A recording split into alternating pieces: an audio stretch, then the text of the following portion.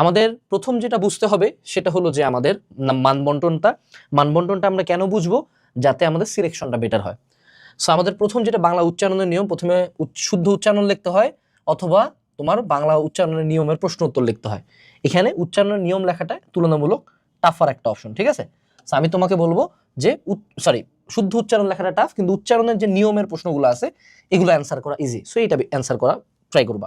মনে রাখতে হবে যখন তুমি কোশ্চেনের অ্যান্সার করবা তখন তুমি মনে রাখবা কোশ্চেনের অ্যান্সার, হ্যাঁ কোশ্চেনের অ্যান্সার যখন তুমি করবা তোমার 5-এর মধ্যে মেজরিটি অফ দ্য টাইমে 5 অথবা কিছু ক্ষেত্রে 5-এর মধ্যে 4 পাওয়ার সম্ভাবনা থাকে। বাট যদি তুমি পরিবর্তনগুলো লেখো তখন তোমার ফুল মার্ক পাওয়ার চান্সটা বেশি হয়। কিন্তু কিছু ক্ষেত্রে পরিবর্তনগুলো লেখাও কিন্তু অনেক বেশি টাফ হয়ে যায়, সেক্ষেত্রে প্রশ্ন উত্তর লেখাটা বেশি সাজেস্টেড। বাংলা দ্বিতীয় পত্রের কোশ্চেন কোনো বোর্ডেই বিগত বছরের বাইরে আসে না। এখন সব বিগত বছরের প্রশ্ন একসাথে করলে অনেক বেশি হয়ে যায়, এর মধ্যে একটু অ্যানালাইসিস করতে হয়। আমরা সেই কাজটা করে এই পুরো বইটাকে নিয়ে আসছি মাত্র 200 পেজের মধ্যে। এই 200 পেজের বইয়ের মধ্যে তুমি পাচ্ছ ব্যাকরণ, পরিবর্তন, রিটেন আইটেম, রচনার পয়েন্ট থেকে শুরু করে এভরি সিঙ্গেল আইটেম।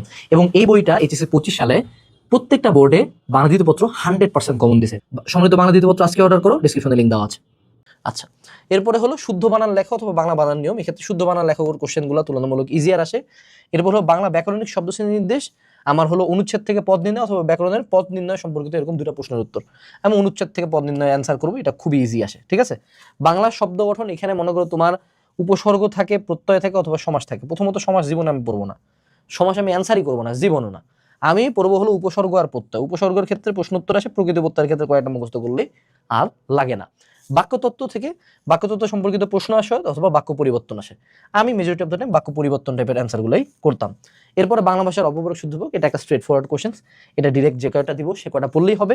এরপরে যদি আমরা যাই নির্মিত অংশ, পারিভাষিক শব্দ থেকে অ্যান্সার করতে হয় অথবা অনুবাদ। কখনো অনুবাদ অ্যান্সার করবা না, অবশ্যই পারিভাষিক শব্দ থেকে অ্যান্সার করবা। দিনলিপি, অভিজ্ঞতা বর্ণনা থেকে একটা অথবা ভাষণ রচনা অথবা প্রতিবেদন।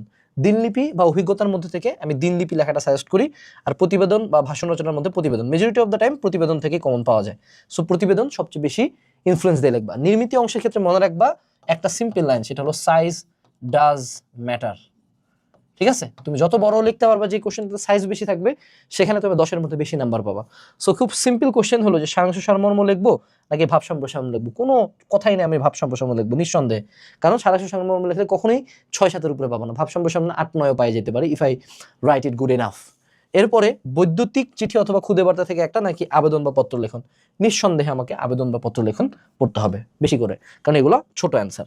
সংলাপ রচনা থেকে একটা নাকি খুদে গল্প রচনা থেকে একটা।